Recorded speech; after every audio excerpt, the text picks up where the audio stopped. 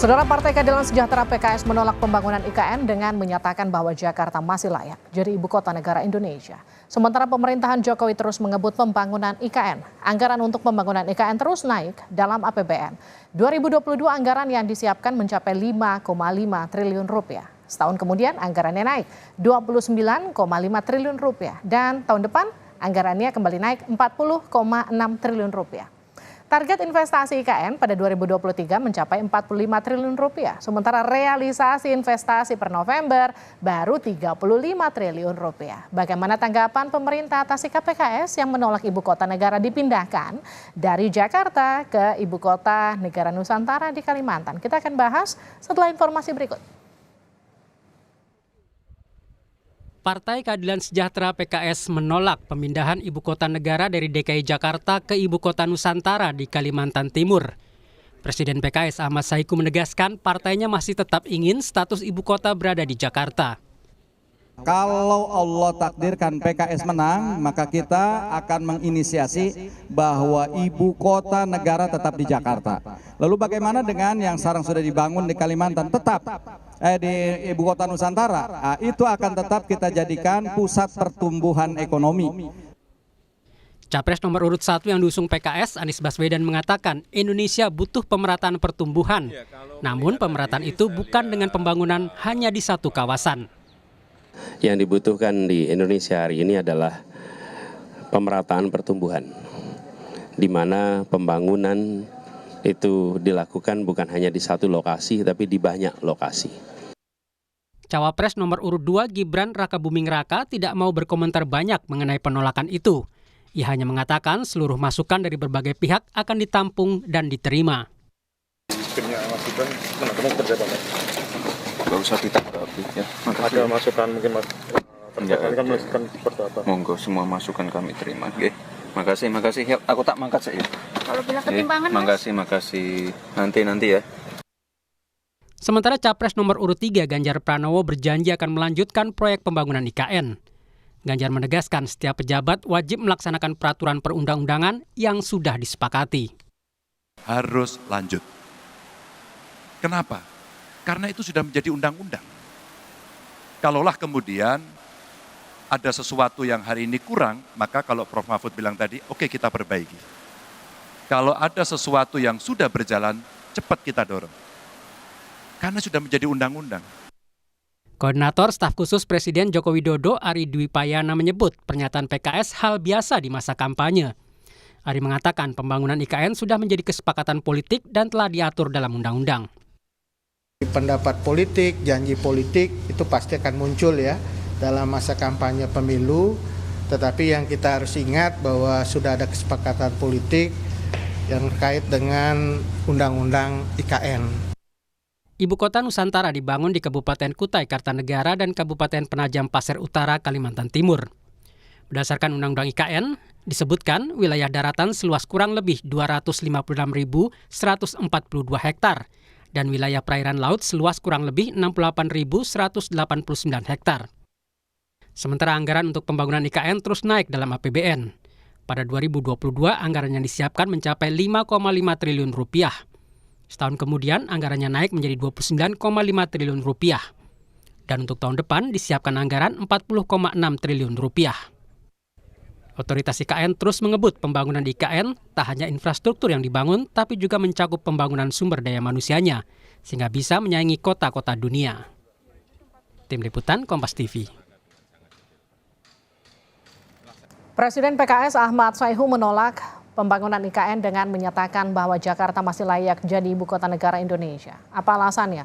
Bagaimana tanggapan dari pemerintah? Kita akan bahas dengan tenaga ahli utama KSP Johannes Joko dan juru bicara PKS Pipin Sofyan. Kang Pipin, Pak Johannes, selamat malam.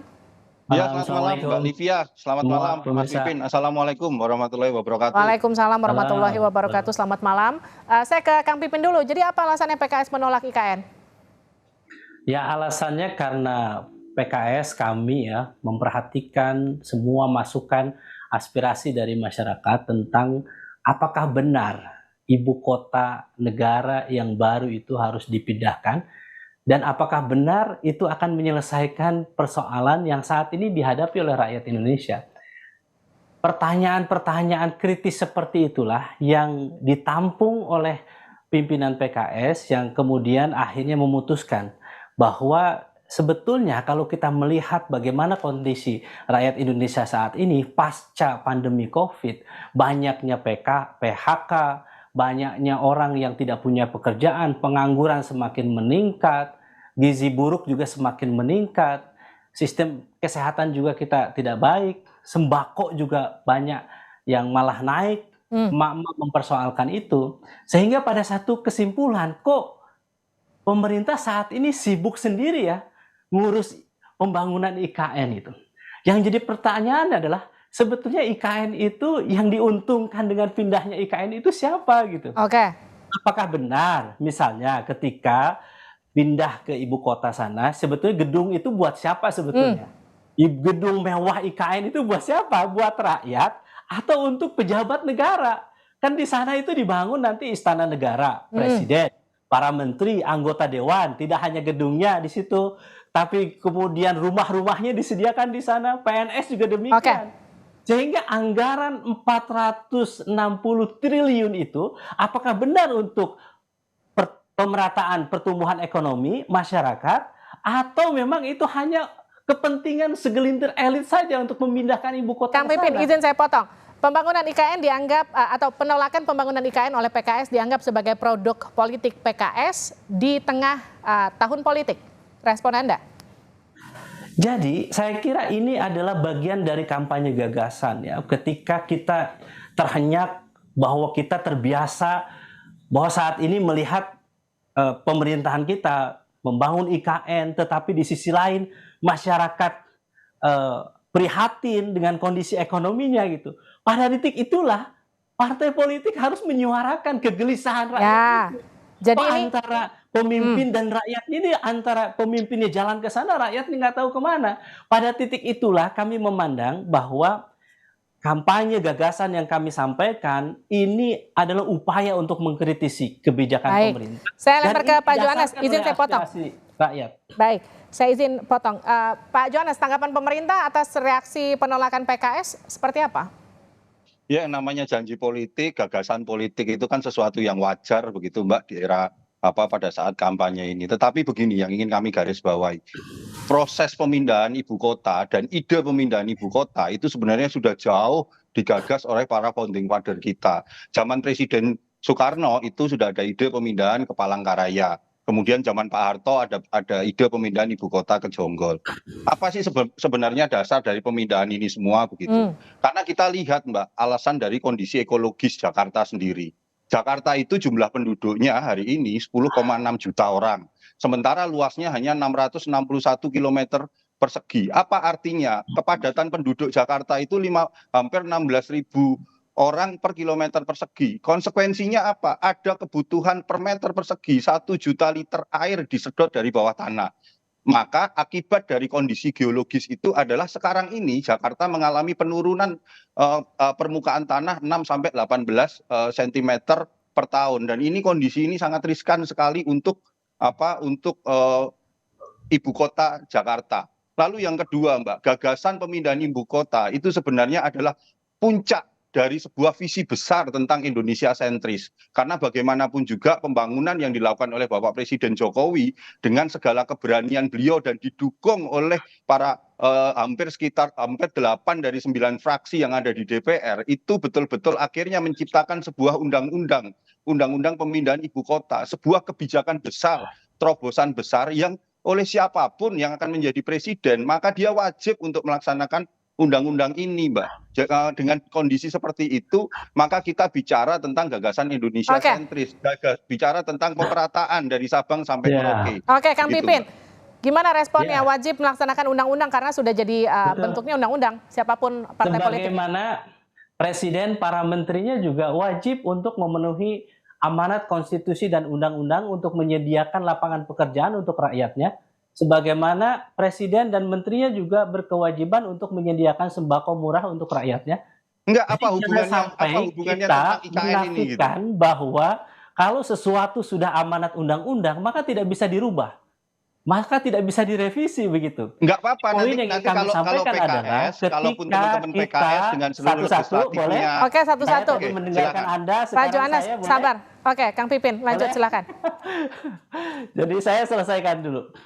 Jadi ketika Silakan. kita melihat ya bahwa persoalan utamanya itu apa? Apakah benar dengan memindahkan ibu kota itu pemerataan akan terjadi? Oke. Jangan-jangan ini kesalahan kita dalam mengelola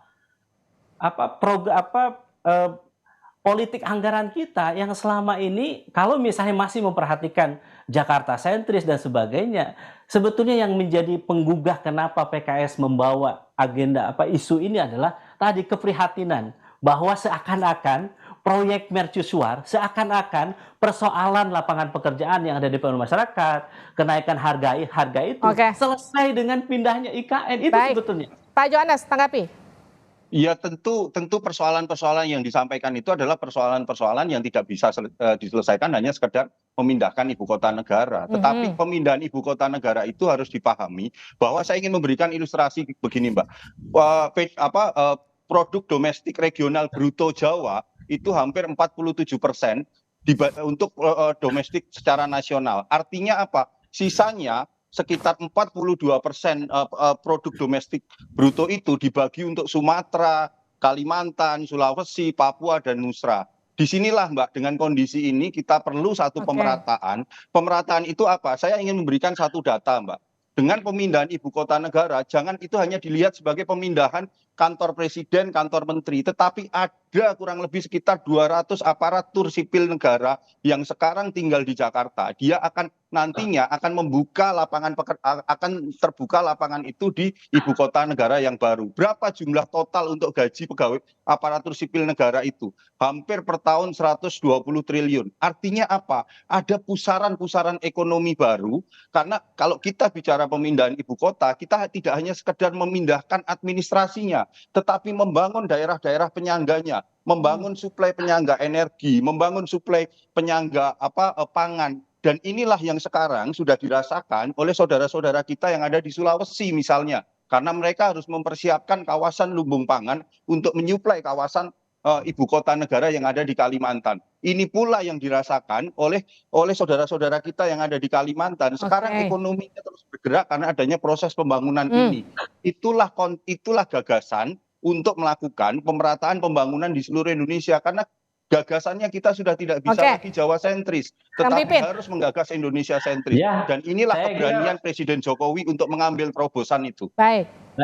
Jadi saya kira ya, yang kita lihat adalah bahwa ketika memang itu sudah dibangun gitu ya, kita ingin membangun bagaimana 14 kota besar baru untuk pertumbuhan ekonomi, green economy. Jadi saya kira insya Allah tidak akan mubazir apa yang sudah dibangun saat ini ketika nanti ada perubahan kebijakan pemerintahan ke depan. Tetapi sekali lagi ini adalah baru usulan atau kampanye gagasan dari PKS, dan kami memandang bahwa bukan itu solusi untuk bagaimana pemerataan itu. Jadi saya membayangkan di negara-negara lain juga sama sebetulnya. Konsekuensi dari pindah ibu kota itu apa di negara-negara lain tuh? Banyak yang menjadi kota hantu. Yang kedua menjadi mahal, ya. Kemudian hanya untuk kelompok elit saja yang tinggal di sana. Jadi masyarakat yang biasa itu tidak bisa menikmati itu. Dan kita tidak mau menonton satu mercusuar, satu kebijakan di saat rakyat gizi buruk juga masih tinggi, di saat kondisi pendidikan kita juga tidak baik begitu, di saat pasca Covid juga banyak dampaknya ekonomi kita. Pada titik itulah kami ingin menggugah bahwa kebijakan itu tidak tepat dan kami berikan solusinya. Lebih baik kita bangun 14 kota baru yang awalnya kecil menjadi menengah jadi besar. Sehingga pemerataan pembangunan itu bisa terjadi. Terima kasih Kang Pipin, terima kasih juga Pak Johannes sudah bergabung bersama kami di Sapa Indonesia Malam. Sehat-sehat selalu. Terima kasih Mbak Livia. Terima kasih Mas Pipin. Oke, selamat. Assalamualaikum. Waalaikumsalam.